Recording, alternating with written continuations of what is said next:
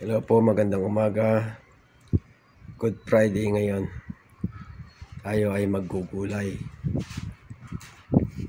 Kilala niyo pa itong bunga ng malunggay. Ito po ay kahapon pinitas ko sa aking lupain sa mga bukid. Yan po yung mga ang tawag sa amin ay agod. So ngayon ay nagluluto tayo. Tunghayin niyo po yung paano paglilinis at saka pagluluto ng malunggay. Yan po, ganito po yung pagtatalog ng balat ng malunggay. Bakit kailangan pang tanggalin itong balat ng malunggay? Kasi po pagkakainin mo yan, parang ganito. Ayan o. So kailangan tanggalin po natin yan. Kung gagamit tayo ng kutsilyo, matagal. So ito po mga pabilis. Ayan. Paano gamitin ito? Kasi po mahaba itong mga malunggay. So kailangan natin gamit ng killer.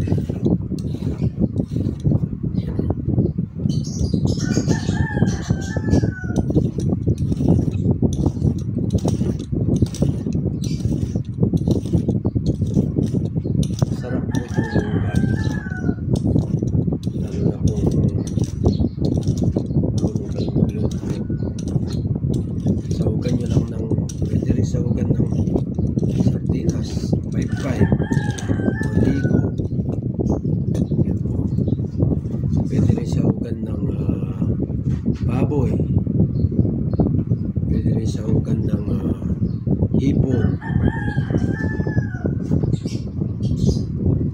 Yan ang finished product ng pagtatalog natin.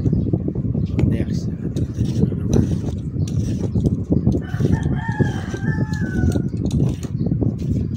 Magugulo lang kasi.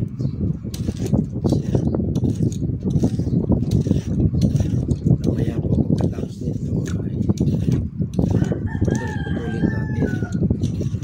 Yung hindi naman mahaba, hindi naman maiksi. Pagtaman lang.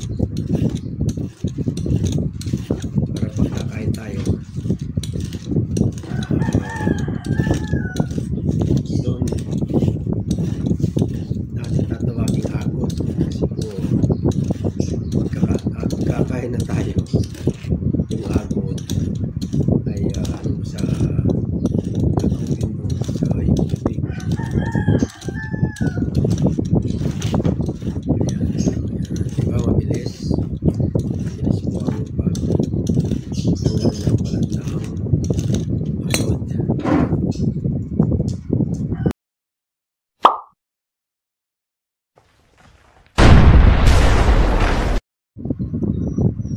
Ngayon po, atin naman ang putulin.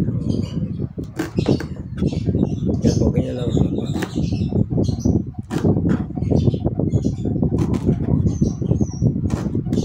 Kasi kung mahaba, pag lulutuin mo ay isa, maano sa kawali. Ganyan po yung haba. Para mabilis, gawin natin dalawa.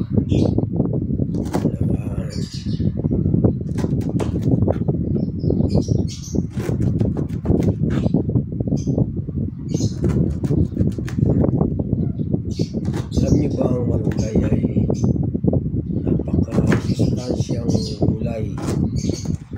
Mayaman po sa parang nutrient. Kaya nga, malunggay. Bukod pa ron, wala pong cholesterol ang lutuin nating malunggay. Para sobradong walang cholesterol, gagamit tayo ng tamang mantika, yung walang cholesterol.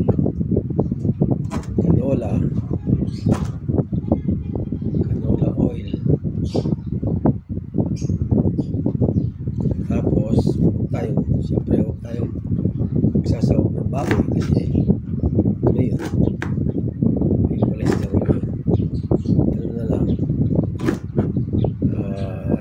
mas maganda yung kung hipon, walang cholesterol yung ano.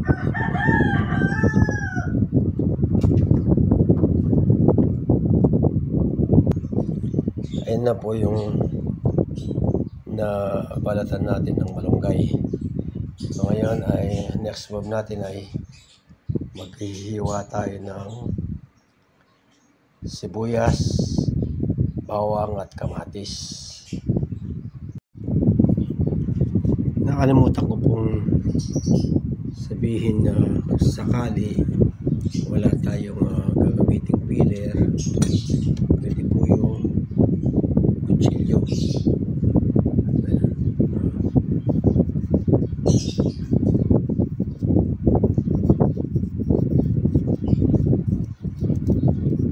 Ngayon po kung wala namang kutsilyo, pero dapat meron kutsilyo kasi puputulin natin.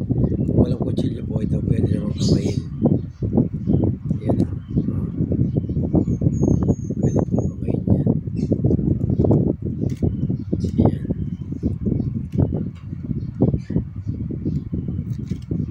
Kaya lang, siyempre matagal, masakit sa kuko.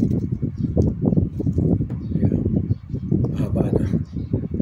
Pag giinan mo ng kamay talagang mahaba siya. Kaya lang, yun nga, napakatagal. So ako, ang ginagamit ko ay peeler para po mabilis.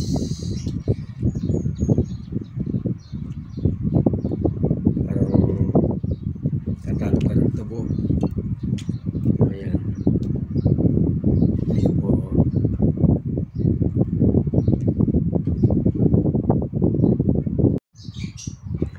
Ayan po ay maghihiwa naman tayo ng sibuyas o tinatawag na onion. Ayan po. Pero bago yun, meron po akong babahaging tip sa inyo. Hindi po ba pag nagtatalog tayo ng sibuyas, naghihiwa, minsan napapaluha tayo. Kaya pong gawin natin, maglagay kayo ng tubig, ito tubig, sa tabi ng hinihiwa nyong sibuyas. Kasi po yung sibuyas, yung kanyang dagta ay yung basa o medyo tubig-tubig, dun siya na ano yung ano niya, yung pinaka tawag yun,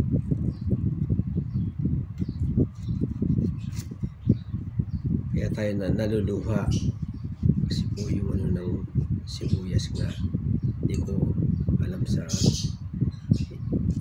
ayan po, paghihiwa ng sibuyas, di ba? Hiwa tayo katapos tatalsik sa ating mata. Pero ito, itong ginagawa ko to, malapit siya sa tubig. So, dito siya pupunta imbes na sa ating mga mata.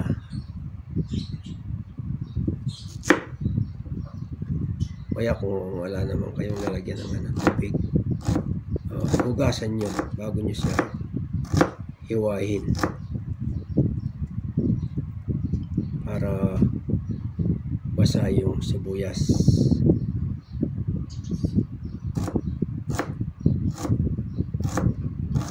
Kawawa yung iba nating kapwa magsasaka, mga nagtatanim ng sibuyas, bumagsak na naman ang presyo. Dati naisasanla mo sa pound shop ng sibuyas sa taas ng presyo noon. Ngayon tinatapon na lang yung iba.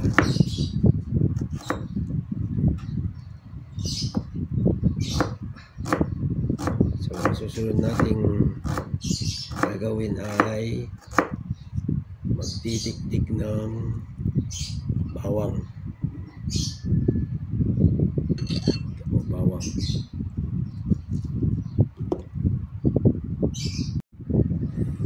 Ngayon po ay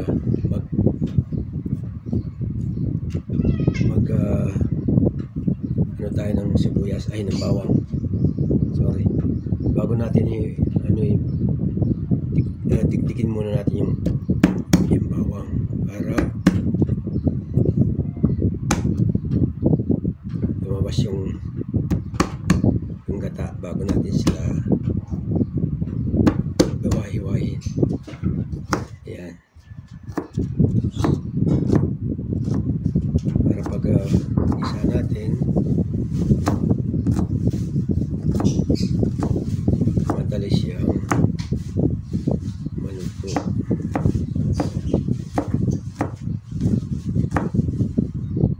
Dapat sana sa bukid ko gagawin ito, kaya lang ngayon po ay araw ng Biyernes.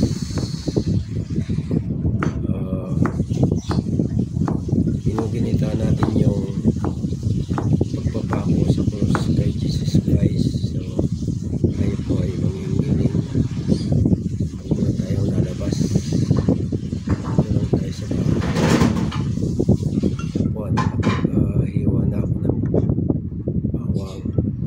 Ang susunod natin gawin ay kamatis naman. Ngayon po ay tatalog naman tayo, maghiwa tayo ng kamatis o tinatawag na tomato.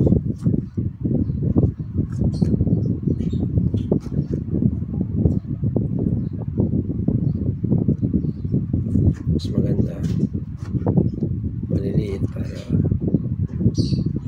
madali siyang maluto.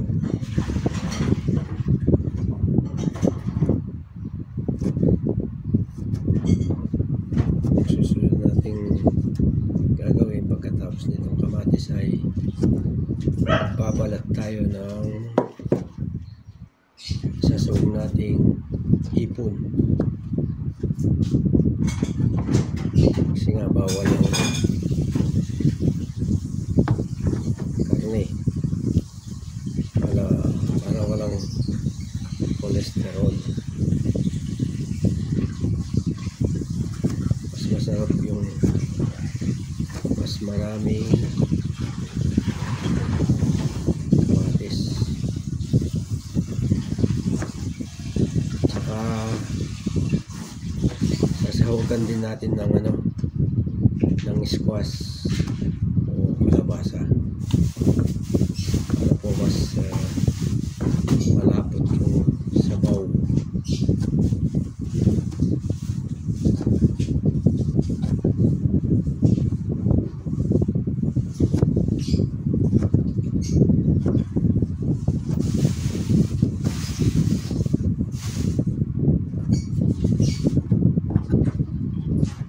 Malinis naman yung kumain ko. Ayun ko na lang. Isa pa. Ito ang panghuli.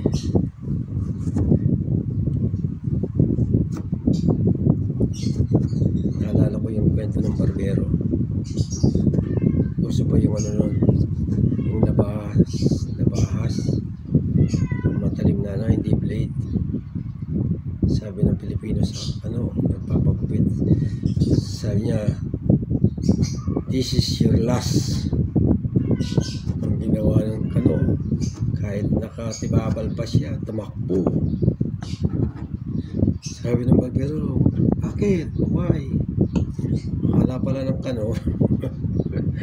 gigilitin na siya sa leg. So sinabi pa naman this is your last. Yung pala, yun na pang-uli. Hahayitan siya. Siyempre ito, hindi naintindihan naman. Tumakbo.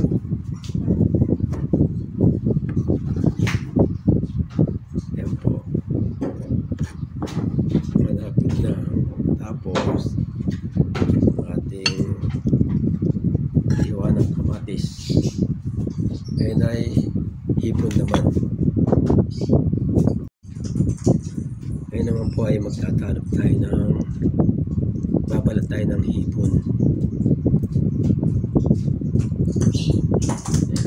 Balat natin yung balat.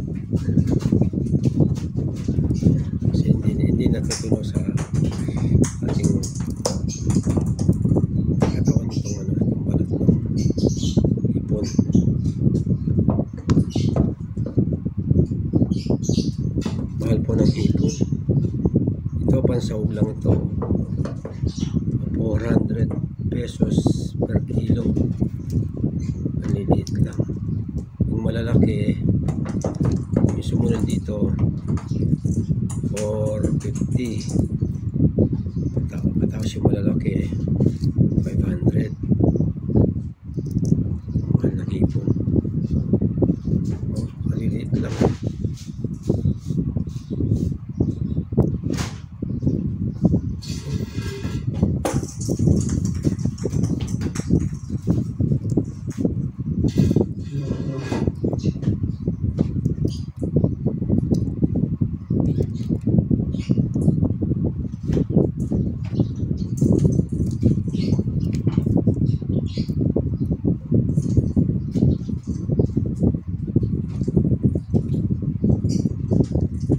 Kung nakita nyo yung pagbabalat ng hipon, ipopost ko muna para kasi po marami to.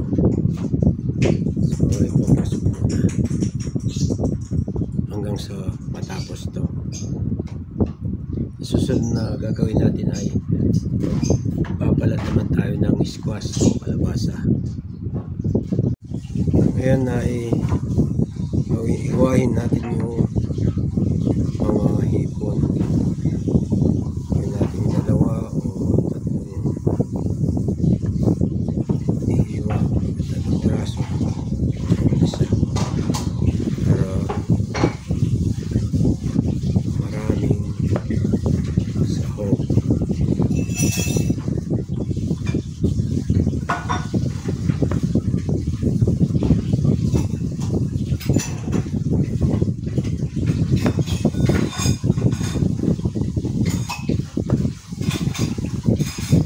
Inuulit ko po,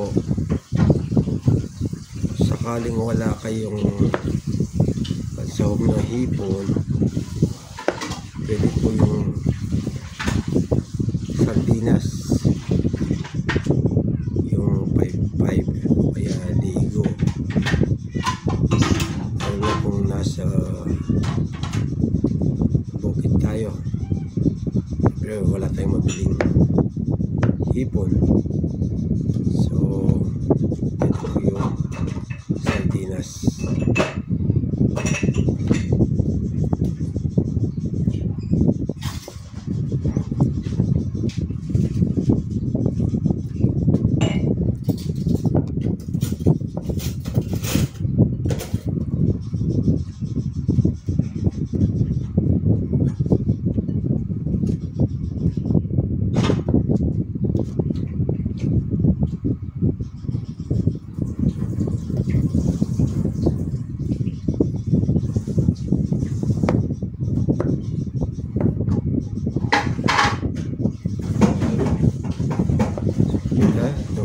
Biglang dumami yung ating hipon.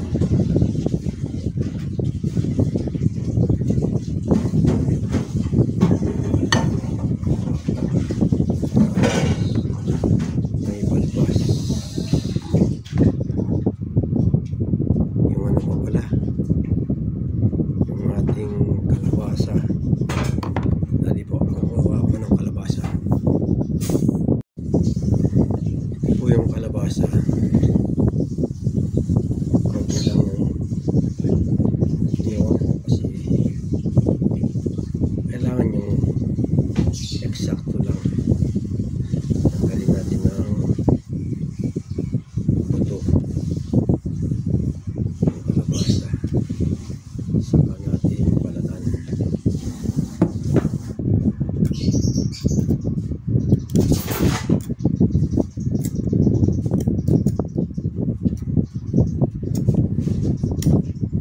Meron pa akong tip na babahagi sa inyo dahil ako po ay bilang isang magsasaka.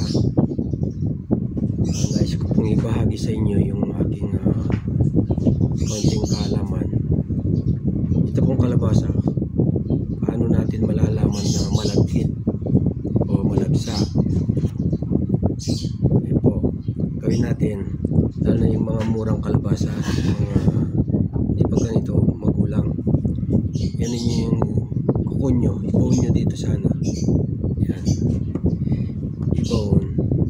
Tapos po lalabas yung dagta dito po sa pinagbawonan nyo ng inyong kuko.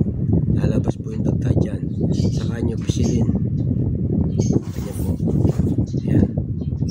Kapag po ay madikit, ibig sabihin po nun ay malagkit yung kalabasa. Ito po, malagkit to. Malagkit itong kalabasa na to.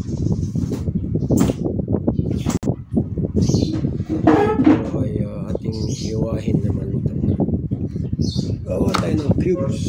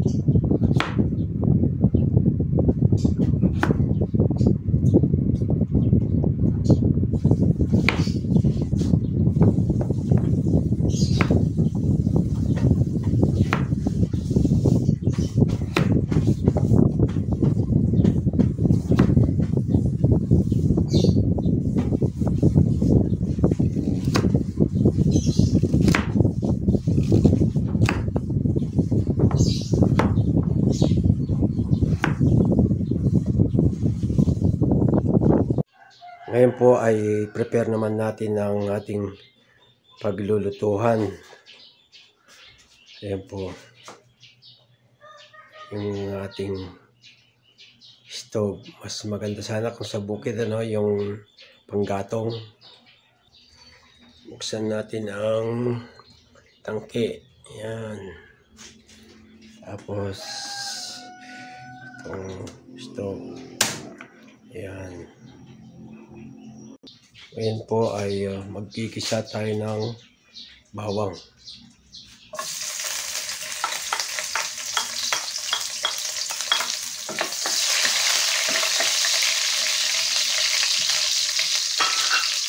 Susunod ay sibuyas. Pero magpiprito tayo ng galunggong o gigi. Dati napakamura sa ating bansa yung galunggong o gigi. Ngayon po inaangkat natin mula sa China.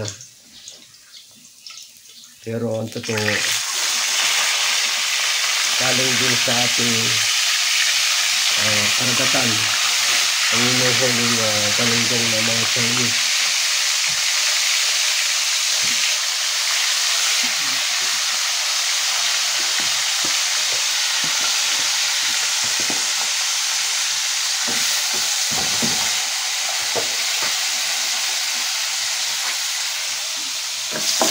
Sumunod dito ay sibuyas.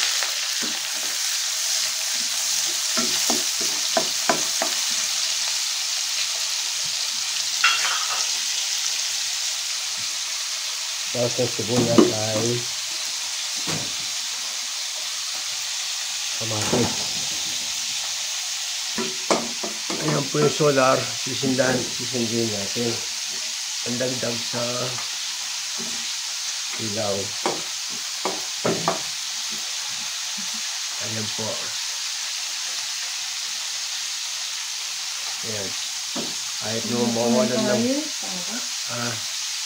Ito po yung nilagay na natin yung yung sipon. Lalagyan ng konting patis. Inon ko lang yung yung solar para mas maliwanag.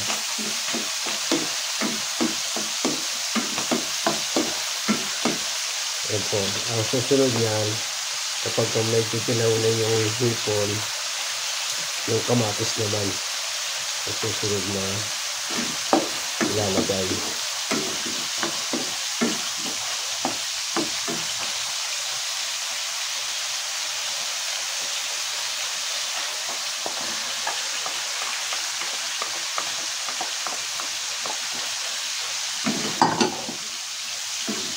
Kasama ko po yung nagluluto po yung misis ko.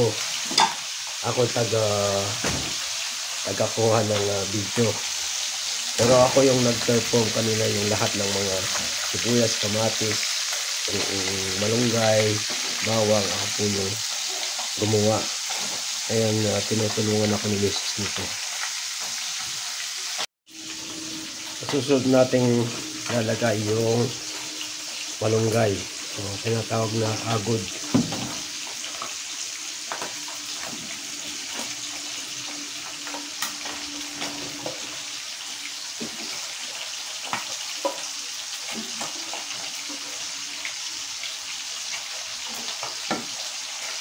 Tapos nito, haluin. Medyo pwede na nilagay yung kalabasa. Yun po ang kahuling sahog natin. Siyempre lalagyan ng asin at saka seasoning. At tatakpan para po lumambot yung agod. So po, pag medyo malambot na itong malunggay, pwede na pong ilagay itong ating kalabasa.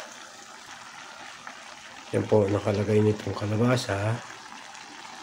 Paghaluin natin. Bakit po ang ating sandok ay kahoy? Para po maiwasan yung pagkasira ng coating ng lutuan. So, yung anong tawag dito, palayok, hindi lang palayok. Kasi po yung palayok, yung ano yun, yung gawa sa clay. Ito po, maghahaluan. Pag malambot na ang kalabasa, pwede nang kainin. Pwede na tayong kumain. Ayan po. So po guys, mukhang malambot na itong ating kalabasa at saka malunggay. So titikman natin kung tama lang yung alat at saka yung seasoning.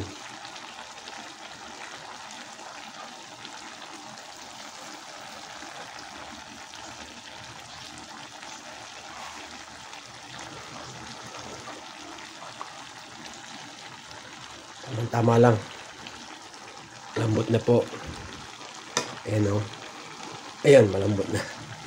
Malambot na yung malunggay tsaka yung kalabasa. Ngayon na po ay prepare naman natin yung ating pesa. So, kakain na po tayo. Ito po yung ating tanghalian. Itong araw na to, ngayong Holy Friday. Huli na yung ano. Masarap daw i-partner yung galunggong sa malunggay. Katapos ang panghimagas ay melon tsaka mangga. Yan po. Yan na po yung niluto natin malunggay. Yan po. Maraming salamat muli sa inyong panonood. Hanggang sa muli. Ito po ang inyong lingkod, Sadik Yakabod, Farmers Senior Citizen ng Pampanga. Ingat po tayo. Pagpalain nawa tayo ng pong may kapal. God bless. Bye-bye po.